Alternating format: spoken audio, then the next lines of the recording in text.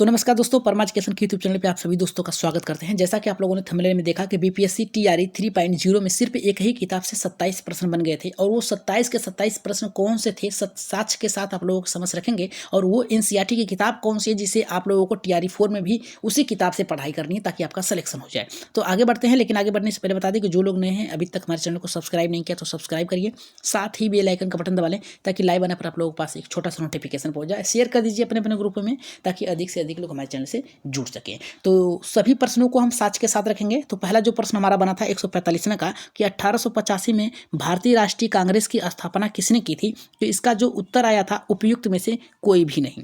तो चलिए उस किताब में देख लेते हैं इसका आंसर क्या दिया था। इस किताब में दिया था आपका एनसीईआरटी की किताब है, इसमें दिया था यहाँ पे वर्ष 1885 में भारतीय राष्ट्रीय कांग्रेस की स्थापना किसके द्वारा की गई थी। तो इसका आंसर जो आएगा आपका ए ओ ह्यूम के द्वारा किया गया था। इसमें ऑप्शन कौन कौन सा दिया है जरा देख लीजिए।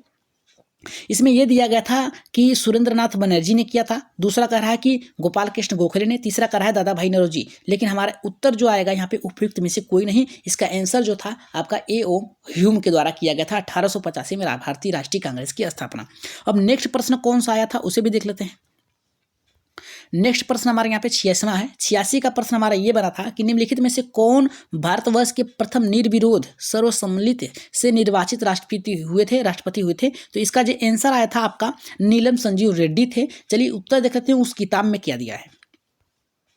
उस किताब में देखिए ये दिया था आपका कि निर्विरोध रूप से चुने गए भारत के प्रथम राष्ट्रपति कौन थे। तो ये देखिए यहाँ पे प्रश्न बना था आपका नीलम संजीव रेड्डी, यहीं से प्रश्न आपके बने थे। नेक्स्ट प्रश्न जो आपका था, नेक्स्ट प्रश्न आपका था 94 का प्रश्न आपका टीआरई 3 में था कि निम्नलिखित में से किसमें यहाँ पे टंगस्टन का प्रयोग किया जाता है। तो याद रखिएगा विद्युत बल्ब में किया जाता है, जो आपके बल्ब जलते हैं उसमें। और लगभग 1 मिनट में लगभग 16,000 बार ये क्या करते हैं, जलते बुलते हैं, जिसे हम अपनी आंखों से नहीं देख सकते हैं। तो यहाँ पे जो इसका आंसर आया था आपका विद्युत बल्ब आया था। और इसका आंसर देख लेते हैं उसमें किस प्रकार से दिया गया था। इस एनसीईआरटी किताब में इसमें दिया गया था विद्युत बल्ब यहाँ पे का तंतु किस धातु से निर्मित होता है। तो यहाँ पे देखिए टंगस्टन, यानी विद्युत बल्ब यानी जो बल्ब होता है उसमें जिसका प्रयोग किया जाता है टंगस्टन का प्रयोग किया जाता है। आपने देखा यहाँ पर भी दिया है आपका विद्युत बल्ब में टंगस्टन का प्रयोग किया जाता है। तो यहाँ पे आपका उसी किताब से दिया गया है। नेक्स्ट आपका प्रश्न जो बना था आपका 128वां का बना था आपका 128 का बना था बिहार में यहाँ पे बहावियों का गतिविधियों का मुख्य केंद्र कौन सा था। तो आपका जो आंसर आया था वो पटना था। और इस किताब में क्या दिया है जरा देख लेते हैं। इस किताब में देखिए क्या दिया है कि बहावियों का आंदोलन जो था ये जो इसका केंद्र था, मुख्य केंद्र जो था पटना था। और यहाँ पे इसके जो यहाँ पे का जो कार्यकर्ता थे बहावियों के आंदोलन में सैयद अहमद रायबरेली यहाँ पे रबेलियन थे। यह मुख्यतः सांप्रदायिक मुस्लिम यहाँ पे सुधारवादी आंदोलन चला रहे थे। और इस जो यहाँ पे पूछा था बहावियों का आंदोलन का जो केंद्र था वो कहाँ था, तो ये पटना था। और इसमें भी देखिए वही दिया है आपका कि बिहार में बहावियों की गतिविधियों का मुख्य केंद्र कौन सा था। तो मुख्य केंद्र जो था आपका पटना था। नेक्स्ट प्रश्न आपके आगे बढ़ते हैं। नेक्स्ट प्रश्न कौन सा था देखिए। नेक्स्ट प्रश्न हमारा 120वें का ये था कि यहाँ पे वाहनों के साइडों में ट्रैफिक देखने के लिए किस प्रकार के दर्पण का प्रयोग किया जाता है। यानी जो वाहन होता है, याद रखिएगा जो वाहन होता है उसमें जो साइड मिरर यानी साइड से पीछे के लोगों को देखने के लिए किस दर्पण का प्रयोग करते हैं। तो इसका आंसर जो बना था आपका उत्तल दर्पण बना था। ठीक, तो यहाँ पे जी इसका आंसर देख लेते हैं इस किताब में किस प्रकार से दिया गया था।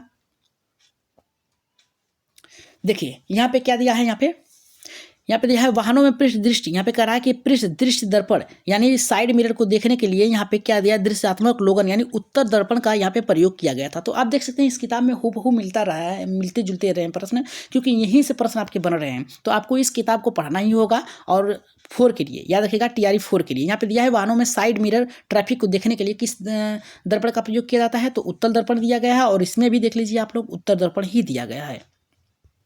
यहाँ पे देखिए यहाँ पे दिया गया है उत्तल दर्पण, आप लोग देख लीजिए। नेक्स्ट प्रश्न यहाँ पे बना था हमारा यहाँ पे 63 का प्रश्न बना था लंदन में सर कर्जन यहाँ पे वायली की हत्या किसने की थी। तो पहला यहाँ पे इसका उत्तर जो बना था आपका मदन लाल यहाँ पे धिंगड़ा, याद रखिएगा किसने किया था, तो मदन लाल धिंगड़ा ने किया था। और इस किताब में किस प्रकार से दिया गया है एनसीईआरटी की, इसमें भी देखिए वही दिया गया है यहाँ पे दिया है कौन सा क्रांतिकारी कर्नल, यहाँ पे दिया है वायली हत्याकांड में यहाँ पे 1909 में से संबंधित है। तो याद रखिएगा यहाँ पे दिया है आपका ऑप्शन जो उत्तर था मदन लाल धिंगड़ा। मदन लाल धिंगड़ा ने ही कौन सी क्रांतिकारी यानी 1909 में जो क्रांतिकारी हुआ था उसमें क्रांतिकारी में कर्नल वायली की हत्या की थी। और इसमें भी देखिए वही प्रश्न बना है आपका।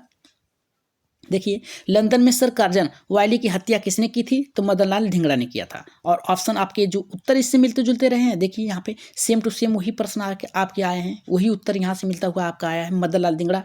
नेक्स्ट प्रश्न जो बना था आपका, नेक्स्ट प्रश्न आपका बना था 74 का प्रश्न इस प्रकार से बना था, बंगाल के विभाजन को किसके कार्यकाल में वापस लिया गया था? याद रखिएगा बंगाल का जो विभाजन हुआ था वो किसके कार्यकाल में वापस लिया गया था? तो लॉर्ड यहाँ पे हार्डिंग के, याद रखिएगा लॉर्ड हार्डिंग के द्वारा यहाँ पे वापस लिया गया था। और इसका जो उत्तर है आपके एनसीईआरटी किताब, इसमें देखिए किस प्रकार से दिया गया है।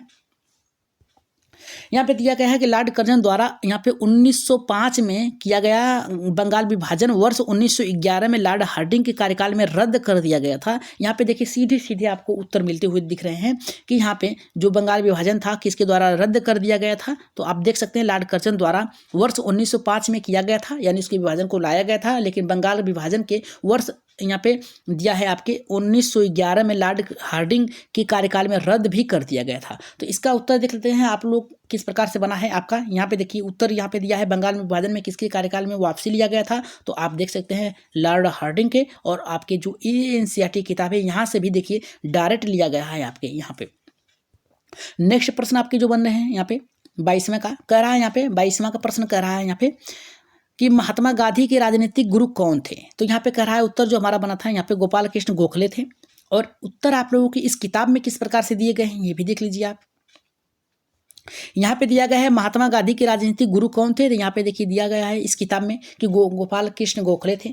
आप यहाँ पे देख सकते हैं कुछ यहाँ पे दिया गया, भारतीय राष्ट्रीय आंदोलन के दौरान महात्मा गांधी के द्वारा अहमदाबाद में साबरमती के किनारे आश्रम बनाया गया था, जिसमें साबरमती के आश्रम में सत्याग्रह आश्रम के नाम से भी जाना जाता है। ऐसा भी प्रश्न बन सकता है, लेकिन यहाँ पे पूछा था महात्मा गांधी के राजनीतिक गुरु कौन थे, सीधे सीधे यहाँ पे बना है। और आपका उत्तर जो आया था यहाँ पे गोपाल कृष्ण गोखले।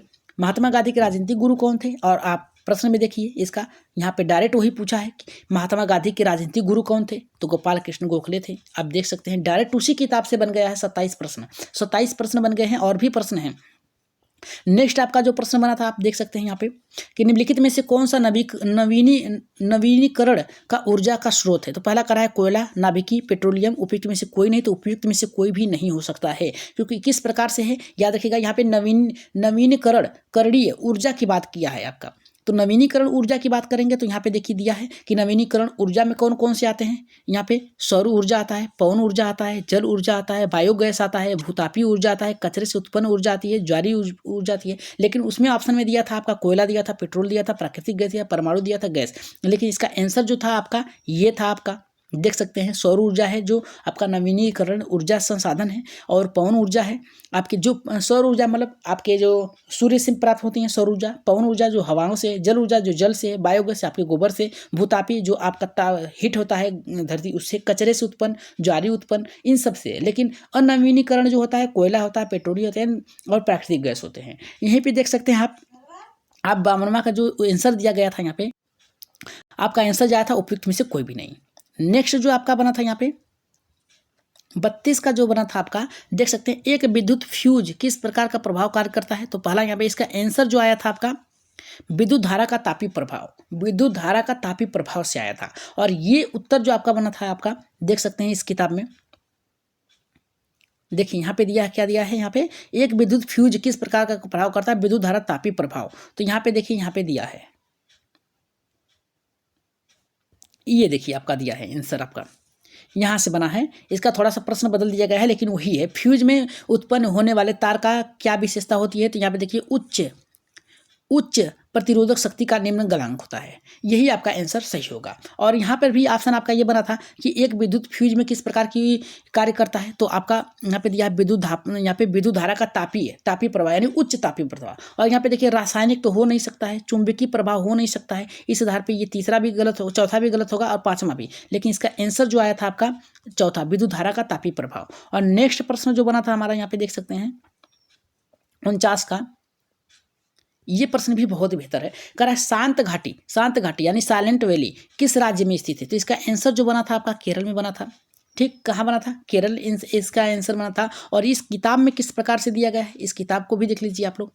दिया है यहाँ पे कि साइलेंट वैली राष्ट्रीय उद्यान कहाँ है? तो आपका केरल में है। तो साइलेंट वैली यानी आपका जो पूछा गया प्रश्न उससे संबंधित प्रश्न यहीं से बना था। आप देख सकते हैं सभी के सभी प्रश्न आपके यहीं से बना है। और यहीं से अगर प्रश्न अगर नेक्स्ट बन सकता है तो यहाँ पे जंगली गधा यानी कहाँ पे पाए जाते हैं? तो याद रखिएगा कच्छ की रण में पाई जाती हैं। और वहीं पे अगर पूछता है कि शेर की मूछ यहाँ पे पूँछ जो होती है, पूँछ वाला मकाऊ कहाँ मुख्यतः कहाँ पाया जाता है? साइलेंट मुख्यतः कहाँ पाया जाता है? तो शेर की मूछ वाली। और यहाँ पे पूछा है हमारा साइलेंट वैली कहाँ पाया जाता है? ये आपका केरल में पाई जाती है। और यहाँ पे पूछा है कि मुदमुलाई पशु विहार किन दो राज्यों की सीमा से स्थित है? तो कर्नाटक और केरल से यहाँ पे स्थित है।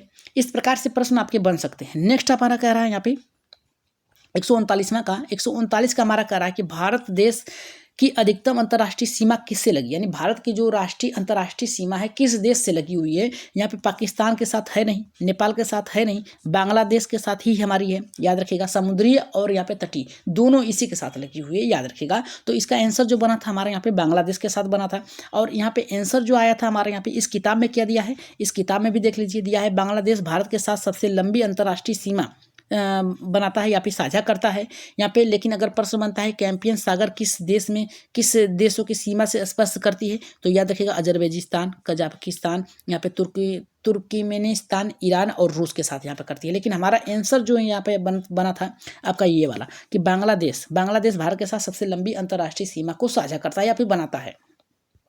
अगर वहीं पे अगर बात करता है 20 डिग्री उत्तरी समांतर रेखाएं किन दो देशों के साथ है? तो लीबिया और यहाँ पे सूडान के साथ है।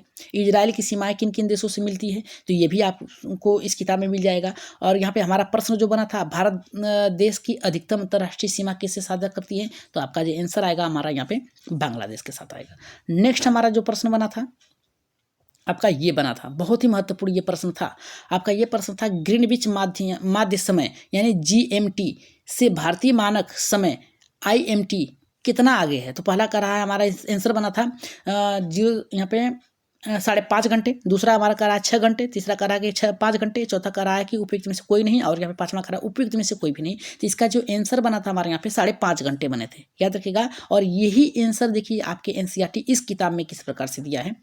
यहाँ पे दिया है कि भारतीय मानक समय IST, याद रखिएगा IST ग्रीनविच माध्य समय GMT कितने घंटे का अंतर करती है? तो 5.5 घंटे, याद रखिएगा 5.5 घंटे माने 5.5 घंटे। तो इसका राइट आंसर यही था। यदि भारतीय मानकों का यमोत्तर, याद रखिएगा पर यहाँ पे मध्याह्न 120 अंश पूर्वी देशांतर स्थानीय समय है तो 2:30 अपराह्न होगा, यानी कह सकते हैं -5.5 घंटे आपके आगे पीछे चलता है ये। भारतीय मानक का समय रेखा कौन सी है? तो 42.5 डिग्री किस शहर की से होकर गुजरती है? तो इलाहाबाद और यहाँ पे मिर्जापुर से होकर गुजरती है। लेकिन हमारा प्रश्न जो बना था यहाँ पे, ये प्रश्न बना था ग्रीनविच माध्य GMT से यहाँ पे कह रहा है कि भारतीय मानक समय IST कितना आगे है? तो 5.5 घंटे आगे है, ठीक है, याद रखिएगा। ठीक है, आगे बढ़ते हैं। यहाँ पे नेक्स्ट प्रश्न जो हमारा बना था यहाँ पे, नेक्स्ट प्रश्न हमारा ये बना था कि प्रथम गोलमेज सम्मेलन समय भारत में गवर्नर कौन थे? याद रखिएगा यहाँ पे प्रश्न ये बना था कि प्रथम गोलमेज सम्मेलन के समय भारत का गवर्नर कौन था? तो इसका जो आंसर बना था आपका लॉर्ड इरविन, याद रखिएगा लॉर्ड इरविन थे। और यहाँ पे लॉर्ड रीडिंग नहीं थे, लॉर्ड लिथनिंग यहाँ पे लिथगो नहीं थे, और उपयुक्त में से कोई भी नहीं, ये भी नहीं से। लेकिन हमारा जो राइट आंसर बना था आपका बना था लॉर्ड इरविन। और इसका आंसर उस किताब NCERT किताब में किस प्रकार से दिया गया है यहाँ पे देख सकते हैं। यहाँ पे देखिए दिया गया है, यहाँ पे महात्मा गांधी यहाँ पे कराए इरविन समझौता, दिल्ली समझौता कब हुआ था? तो 5 मार्च 1931 में हुआ था।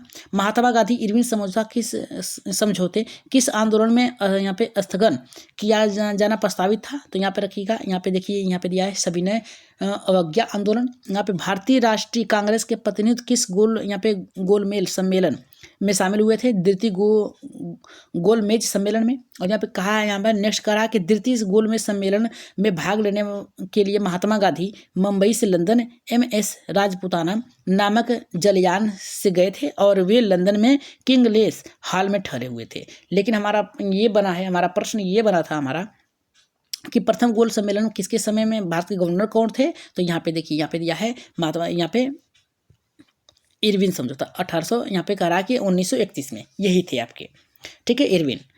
नेक्स्ट हमारा यहाँ पे प्रश्न जो बना था 98 का प्रश्न ये बना था यहाँ पे, शीत ऋतु में तमिलनाडु के तटीय क्षेत्रों की वर्षा होने की का कारण कौन सा है, तो यहाँ पे कह रहा है कि लौटते हुए दक्षिणी पश्चिमी मानसून, ठीक, यही आंसर बना था। लेकिन हमारा आंसर इस किताब में किस प्रकार से बना था ये भी देख लीजिए आप। देखिए, इस किताब में बना था उत्तरी पूर्वी मानसून में सबसे अधिक वर्षा होती है क्योंकि वो लौटता रहता है और ये तमिलनाडु में होता है, ठीक। तो इसका राइट आंसर बना था उत्तरी पूर्वी मानसून। और इसमें भी देखिए यहाँ पे दिया है, यहाँ पे दिया है, यहाँ पे दक्षिणी, ठीक है, यहाँ पे दिया है लौटते हुए मानसून, तो इसका राइट आंसर होगा हमारा दक्षिणी पश्चिमी। तो इसका राइट आंसर हमारा यही बना था,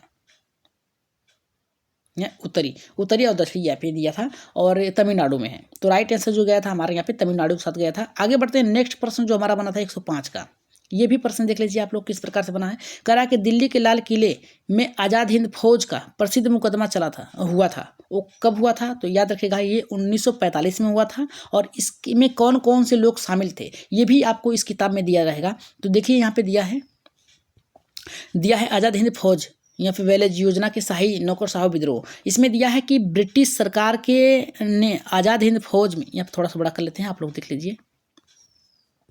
यहाँ पे दिया है कि ब्रिटिश सरकार ने आज़ाद हिंद फौज के सैनिकों एवं अधिकारियों को गिरफ्तार कर 1945, याद रखिएगा, नवंबर 1945 में दिल्ली के लाल किले में उन पर मुकदमा चलाया था। इनमें 3 अभियुक्तों को यहाँ पे सहगल, गुरुबख्श सिंह ढिल्लो और शहनवाज खान को फांसी की सजा तथा साजिद अली को 7 वर्ष की कारावास दंड निर्धारित किया गया था, परंतु बाद में जनता के भारी विरोध के कारण उन्हें दोष मुक्त कर दिया गया था। तो आपका जो प्रश्न बना था, आपका प्रश्न ये बना था आपका कि दिल्ली के लाल किले में आज़ाद हिंद फौज पर मुकदमा कब चला था, तो ये जो चला था आपका 19 नवंबर 1945, ये नवंबर में हुआ था, ठीक, 19 नवंबर 1945 को हुआ था। इसमें 3 लोग पे मुकदमा चली, 3 लोगों को फांसी हुई थी और 1 लोगों को 7 वर्ष की कारावास हुई थी। नेक्स्ट हमारा जो प्रश्न बना था यहाँ पे देखिए, ये प्रश्न बना था बायोगैस का मुख्य घटक कौन सा है, तो पहला कह रहा है कि हाइड्रोजन सल्फर नहीं, मीथेन होगा, याद रखिएगा, हाइड्रोजन नहीं होगा, याद रखिएगा, बायोगैस, यानी बायोगैस को हम कर सकते हैं यहाँ पे गोबर गैस भी कर सकते हैं, याद रखिएगा, गोबर गैस भी कर सकते हैं, ठीक। तो यहाँ पे जो हमारा प्रश्न बना था कि बायोगैस का मुख्यतम घटक कौन सा है, तो इसका जो आंसर आया था मीथेन आया था। और ये इस किताब में किस प्रकार से दिया गया है एनसीईआरटी के, तो यहाँ पे देख सकते हैं, दिया है गोबर गैस, यहाँ पे दिया है का मुख्यतम घटक है जो है मीथेन, CH4 में, यानी इसको हम कह सकते हैं बायोगैस भी कर सकते हैं और गोबर गैस भी कर सकते हैं, ठीक है। ये जो था मीथेन गैस CH4 था। और यहाँ पे देखिए कुछ और भी दिया गया है, सूर्य का निर्माण मुख्यतः किस तत्वों से हुआ है, तो हाइड्रोजन से हुआ है। साबुन बनाने में किस पदार्थ का प्रयोग किया जाता है, तो वनस्पति तेल का प्रयोग किया जाता है। और गोबर गैस यानी आपको बायोगैस की बात कर रहा है, तो मुख्य घटक कौन सा है, तो मीथेन। और यहाँ पे सिलिकेट जिसको सिलिका ऑफ मैग्नीशियम के रूप में भी जाना जाता है, प्रचुर मात्रा में पृथ्वी पर किस भाग में उपस्थित है, तो भूपर्पटीय है, याद रखिएगा। इस प्रकार से इस प्रश्न बना है, लेकिन हमारा ये प्रश्न था कि बायोगैस का मुख्यतम घटक कौन था, तो मीथेन था। और इसमें भी आप लोगों ने देखा कि मीथेन ही है। और 60वां प्रश्न देखिए इस प्रकार से आया था, 60वां आपका TRE 3 में, कि यहाँ पे पृथ्वी और सूर्य के बीच अधिकतम दूरी कितनी है। तो ये देखिए जो अधिकतम दूरी और न्यूनतम दूरी की बात किया है, तो इसमें अधिकतर लोग फंस गए थे इस प्रश्न में। तो इसका जो आंसर आया था अपसौर है। अपसौर क्या होता है, उपसौर क्या होता है, चलिए देख लेते हैं इस किताब में किस प्रकार से दिया गया है।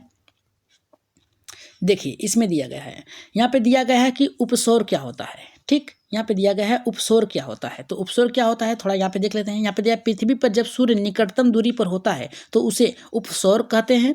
ऐसी स्थिति में 3 जनवरी को होती है। लेकिन अपसौर की अगर बात की जाए, पृथ्वी जब सूर्य से अधिकतम दूरी पर होती है, यहाँ पे अपसौर कहलाती है और ये 4 जुलाई को होती है। 4 जुलाई को ये अधिकतम दूरी पर होती है, लेकिन 3 जनवरी को अधिकतम निकटतम होती है। तो इसका आंसर जो आपका बना था, आपका यहाँ पे अधिकतम दूरी वाला बना था। यहाँ पे आप देख सकते हैं पृथ्वी जब सूर्य से अधिकतम दूरी पर होती है तो अपसौर होता है, अधिकतम निकटतम होती है तो उपसौर होता है। उप का मतलब नजदीक, और यहाँ पे देखिए क्या दिया है, अधिकतम दूरी दिया है, अधिकतम दूरी दिया है तो अपसौर होगा। और यहाँ पर भी दिए हैं, आप देखे हैं कि अपसौर है, यही आपका ऑप्शन सही होगा।